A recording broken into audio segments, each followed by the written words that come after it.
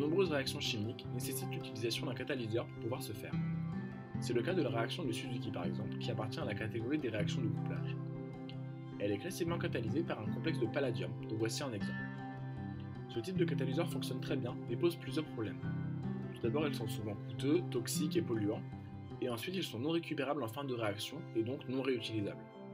Ainsi, dans l'optique de satisfaire à des exigences économiques et écologiques, une méthode alternative de catalyse particulièrement prometteuse est d'utiliser le palladium non pas sous la forme d'un complexe, mais sous la forme de nanoparticules qui seront greffées sur un polymère. Cette méthode présente plusieurs avantages. Tout d'abord, elle permet le recyclage du catalyseur en fin de réaction et donc sa réutilisation. Ensuite, les réactions catalysées peuvent se faire en conditions douces, notamment à basse température. Et enfin, on a la possibilité d'utiliser l'eau comme solvant et on évite ainsi d'utiliser des solvants organiques. Et comment fonctionne ce catalyseur ? En fait, le polymère sur lequel sont fixées les nanoparticules de palladium est particulier. Il est dit thermosensible. Cela signifie que sa solubilité dans l'eau va dépendre de la température.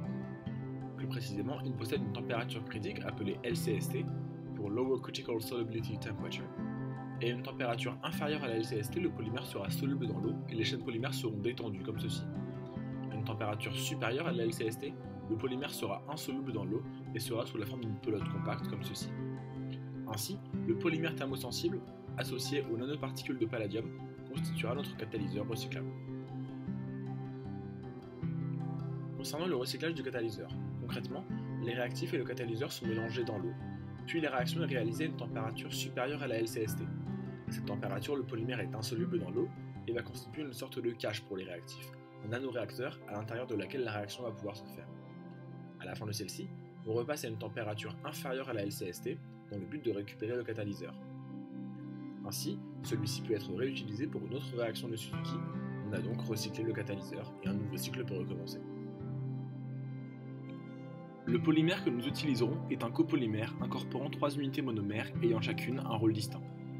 Le NIPAM d'abord, qui va conférer sa thermosensibilité au polymère, la 4VP ensuite qui va servir de ligand, c'est-à-dire de point d'accroche pour les nanoparticules de palladium, et enfin le MBAAM qui va servir d'agent réticulant, c'est-à-dire qu'il va faire en sorte que les chaînes polymères synthétisées soient très ramifiées. Durant notre projet, nous avions 3 objectifs. D'abord la synthèse du polymère thermosensible, puis le greffage des nanoparticules de palladium sur ce polymère, et enfin le test du catalyseur synthétisé au sein d'une réaction de couplage de Suzuki. Commençons par la synthèse du polymère thermosensible. Nous avons réalisé une polymérisation radicalaire amorcée par l'AIBN. Le schéma de la synthèse est le suivant.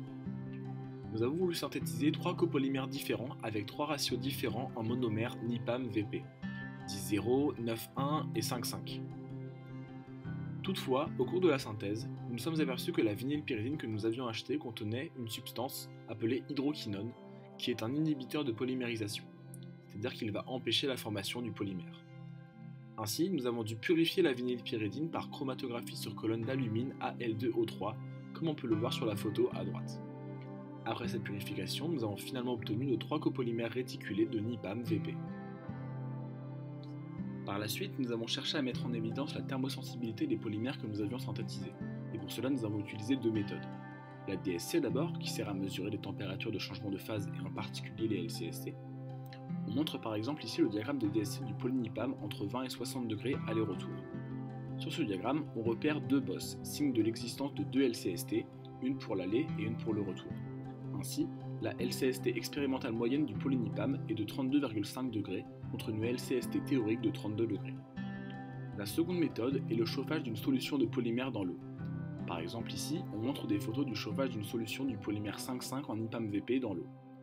On repère qu'à un moment donné, la solution devient trouble, signe que le polymère devient insoluble dans l'eau. Ainsi, expérimentalement, on détermine la LCST du polymère 5,5 en NIPAM-VP dans l'eau entre 40 et 48 degrés contre une LCST théorique de 48 degrés. Finalement, ces 2 méthodes permettent de montrer que nos polymères sont bien thermosensibles. Par manque de temps, les 2 dernières étapes de synthèse et de test du catalyseur sont réalisées uniquement avec le copolymère 5,5 en NIPAM-VP.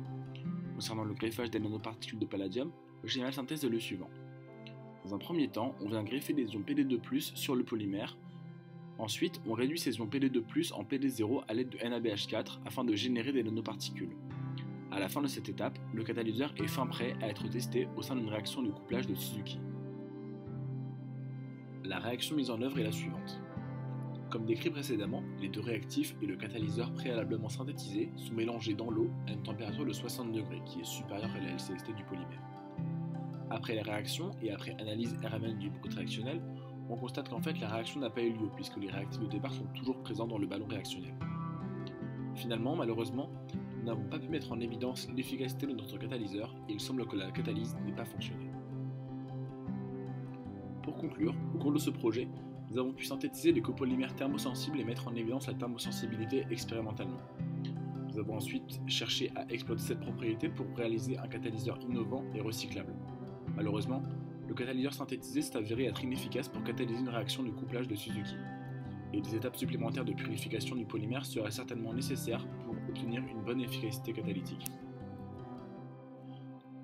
Toutefois, les catalyseurs recyclables pourraient s'avérer être l'avenir de la catalyse en chimie, permettant de limiter l'utilisation de solvants organiques et l'utilisation de catalyseurs chers et toxiques. Il s'agit donc d'une innovation importante vers une chimie plus verte et plus durable.